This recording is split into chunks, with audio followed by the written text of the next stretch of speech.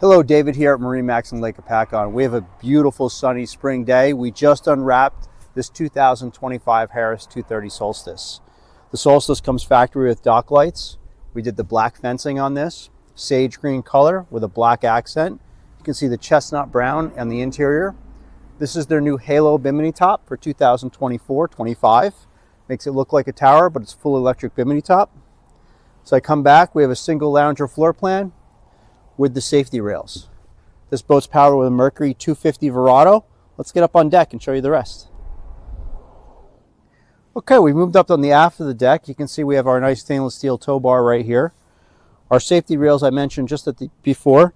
They have fender storage right here. There's a chain that we'll put that goes right across here. Allows you to sit on the back of the boat while you're underway and be safe. Down here on the floor, there's a stereo control, onboard charger. Over here on the port side, we have a built-in cooler. This drains below.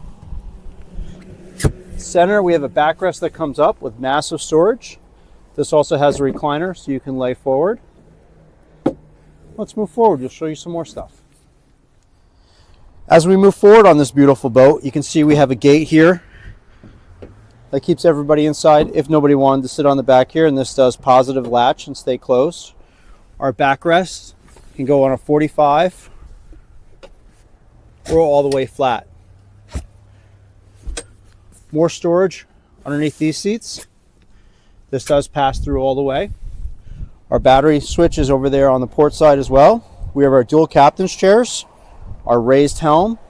Up here we have a Simrad screen, all of our instrumentation, digital throttle, digital shift, locking dashboard, and of course our high back chair.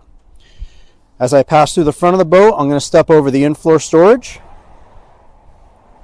And up here we have the white accent with black highlighted, cup holders and charge ports all around the boat.